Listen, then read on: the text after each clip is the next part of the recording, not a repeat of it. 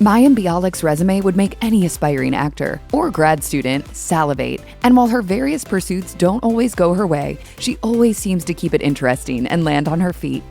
After Jeopardy host Alex Trebek passed away in 2020, producers began a lengthy search for his successor. After months of revolving guest hosts, it was announced that Bialik and 74-time Jeopardy winner Ken Jennings had been chosen to share hosting duties. Of course, Trebek was a pillar for generations of TV watchers, so Bialik's transition into the job was a little rocky. As she recalled to Variety, "I stopped reading comments because some people were like, she acts like she knows everything, and other people were like, it's clear she knows nothing. I'm like, well, it's one or the other, or somewhere in between." Bialik was well aware of the enormous shoes she was filling and tried her best to be an authentic host while keeping the spirit of Jeopardy as fans knew it alive.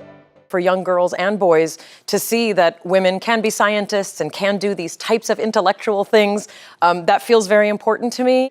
Even so, she wasn't even on the show for a full 2 years before she was let go in December 2023. On a panel for the Television Critics Association press tour the following year, executive producer Michael Davies insisted that Bialik had done nothing wrong. He explained, "Over the past 2.5 seasons, what we've heard from a lot of television stations and other interested parties is that they wanted more consistency. They wanted a single host." Speaking with Rolling Stone, Davies explained that when Bialik stepped back from her job in solidarity with her fellow actors during the SAG-AFTRA strike, Jennings picked up the slack. The more he hosted, the better he got at it, and he ultimately wound up the sole host. Funny enough, Bialik still has something of a presence on the show, just not in person. Since The Big Bang Theory has earned such an important place in TV history, the occasional clue about the sitcom still pops up on the Jeopardy board.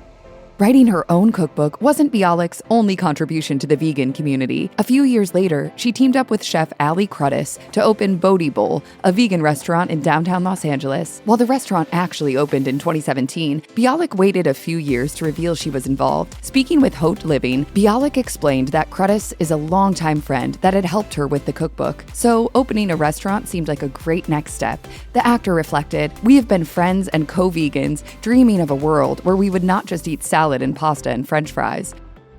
So my idea was to bring healthy vegan options to the people of LA. Sadly, when the pandemic hit in 2020, Bodhi Bowl was one of numerous Los Angeles area restaurants to close its doors. Bialik tried to use her large social media following to drum up takeout business, but it wasn't quite enough. As Cruddas explained to Veg Out, "Downtown is pretty deserted, and my customer base is just no longer there, as the majority of my customers are office workers. COVID has taken its toll on us all in DTLA." Bodhi Bowl closed in June 2020. In early 2025, Bialik paid a visit to Night Court, the NBC sitcom starring her former Big Bang Theory co-star Melissa Rauch. In the episode, Bialik played an exaggerated version of herself who winds up in Judge Abby Stone's courtroom. As it turns out, Abby is a fan of Blossom and is instantly starstruck by her childhood hero. But before long, she discovers this demented Bialik has a dark side. While appearing on Today, Rauch explained that much of their dynamic in the episode is based in reality. It was based on the idea that I myself, growing up, was the hugest Blossom fan. Like, that's fun. Level 10 Blossom fan. In fact, Rauch recalled that she was starstruck in real life the first time she sat with Bialik at a Big Bang Theory table read. She'd even dressed up as Blossom for Halloween as a kid. Speaking with The Hollywood Reporter, Bialik said she'd been hoping for the opportunity to appear in Night Court, as several of her Big Bang co-stars had been involved by that point. So she was thrilled when she finally received an invitation. Bialik recalled, "I was just so excited, and I said, whatever you want, I'll literally do whatever you want." Melissa was like, "How would you feel about playing a version of yourself? A twisted version?" She agreed immediately. I put my pants on one leg at a time, just like any other 5-time Emmy-nominated actress with a PhD. In recent years, the TV industry has been bursting with spin-offs. The Big Bang Theory is a great example, as it spawned both the very successful prequel series Young Sheldon, as well as the Young Sheldon spin-off George and Mandy's First Marriage. Bialik is clearly on board with this trend, as she even appeared alongside Jim Parsons in the Young Sheldon series finale. Speaking with Us Weekly, Bialik said she'd jump at the opportunity to play Amy Farrah Fowler in another spin-off, should she get the offer. She explained, "I love being known as that character, and I love what it means to people. So for me, it would be a thrill to be part of it in any way." Meanwhile, Bialik is also hopeful that she'll be able to bring back her other beloved TV role in a Blossom revival. Bialik announced in August 2025 that the reboot had been scrapped, and despite her best efforts, she didn't think this version of the show would ever see the light of day. Bialik was born on December 12, 1975, in California to Jewish parents who were part of a Reform congregation. Reform is a less strict form of Judaism compared to the much more rigid Orthodox branch. Growing up, Bialik was heavily influenced by her family's heritage. 3 of her grandparents were immigrants, and her mother was raised Orthodox, though she left Orthodoxy when she was a teenager. Bialik's fascination with her Jewish heritage endured into adulthood. In college, she minored in Hebrew and Judaic studies. She also studied Yiddish and has visited Israel multiple times. It's clear that her upbringing in Reform Judaism has given her a lifelong passion and faith. Bialik's passion for acting started when she participated in school plays as a child. As she recalled in an interview with Edge magazine, it made her think, "Oh, I should be an actress. Kids do commercials and stuff like that." Unfortunately, Bialik didn't have as much luck getting into commercials as other child stars of her generation did. As she explained, "In 1986, when I stated there was a notion that people on television needed to look what they called all-American. I've always had prominent features and I've always looked ethnic, so I ended up doing a lot of character roles." For her first big-screen acting job, Bialik played a character with 5 lines in the 1988 horror movie Pumpkinhead. It was a pretty small part, but it wouldn't be long before she would become the star of the show. Bialik's first big breakout role arrived in 1990 when she was cast as the lead character on the NBC sitcom Blossom. It was the role that she'd been waiting for. As she explained in a 2016 interview with Yahoo, "I read the Blossom script, and it was the first script I had ever read where I laughed out loud. You could tell in that first script a very unusual sense of humor, and it really suited my sense of humor." Bialik's time on Blossom was hugely important and loads of fun. She and her co-star Jenna Van Oy had a blast on set together, and they even learned to tap dance during their lunch breaks. The entire cast became like a real family, and the experience was as good as it possibly could be for the teenage Bialik. She told Edge magazine, "I was also really lucky that on the Blossom set I was 14 to 19 years old, and I never saw anyone drinking or doing drugs. They had a very clean set, and I think that's really important."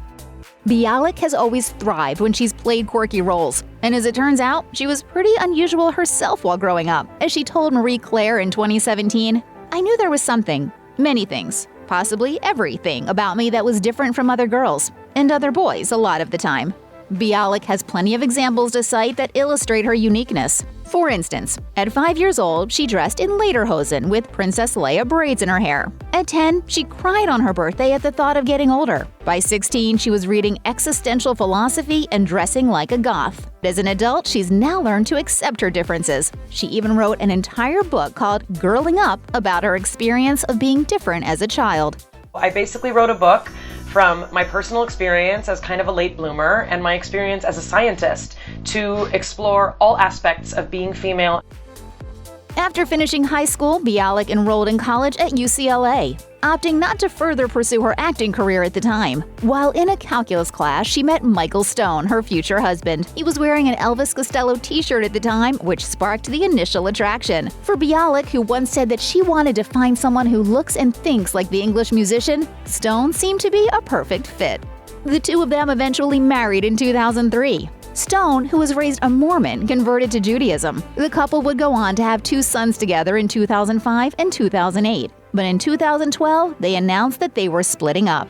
Despite their divorce, Bialik and Stone have remained amicable. In 2018, she told Us Weekly, "I spend a lot of time building my ex up for my boys." After completing her undergraduate degree, Bialik went on to get a doctorate in neuroscience, which she completed in 2007. As she explained in a 2015 interview with The Guardian, "I really love teaching and research. I didn't have the grades to go to medical school, and in retrospect, I think I would have been unhappy in the structure of medical school." Bialik likely would have stayed in academia if she never had kids, but once she had her boys, she decided to take a different path. As she told The Guardian, "Being a research professor seemed like what I wanted to do. But once I had my first child, I realized how much time I wanted to be with him." To that end, Bialik started homeschooling her children. She also taught neuroscience to other homeschooled children for 5 years.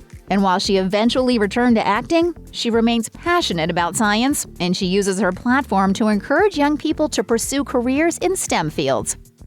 When it came to raising their children, Bialik and Michael Stone made some unusual choices. In particular, they decided to follow a practice called attachment parenting. The term is used to describe parents who co-sleep with their children, let the children determine feeding time, have extensive physical contact, and are especially responsive to crying. Bialik even wrote a book about her experience called Beyond the Sling. She explained in a 2012 interview with Time that she was inspired to try attachment parenting after seeing some friends use the method successfully. She also responded to a common criticism of the practice by noting, "My kids don't run my house. Attachment parenting is not a passive parenting style.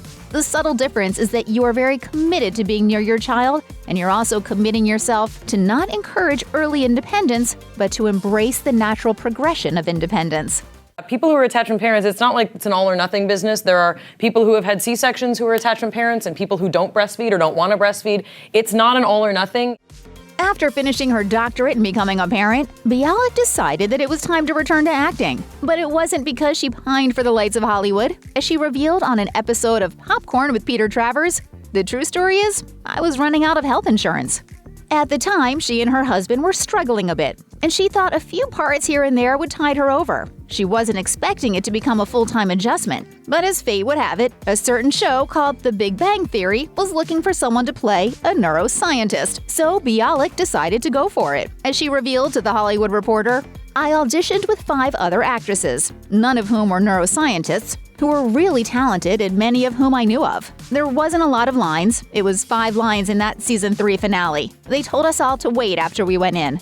They called 2 of us back in. We went home and found out that afternoon." When I auditioned for the part, on my resume under miscellaneous, it says PhD neuroscience because I didn't know where else to put it on an acting resume.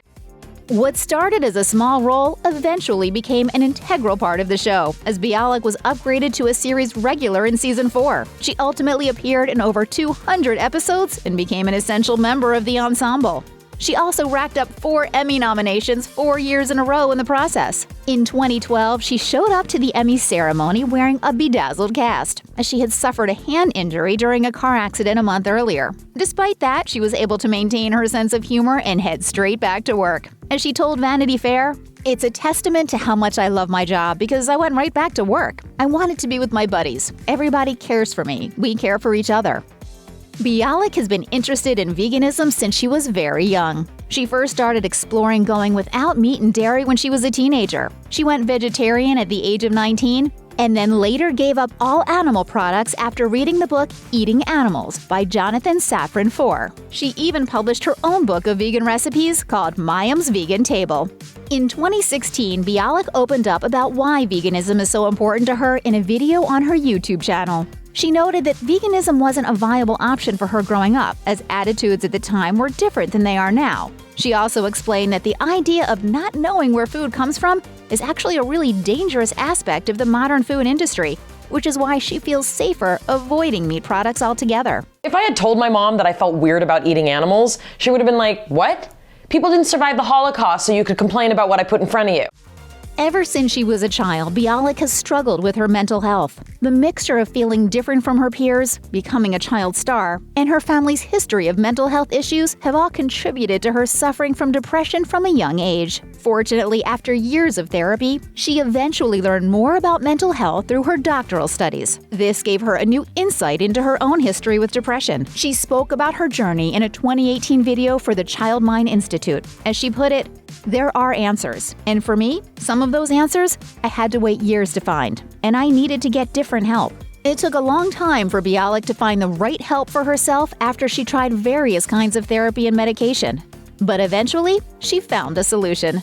I wish I could have told my younger self, something will work. It's just going to take sometimes more research, sometimes more referrals.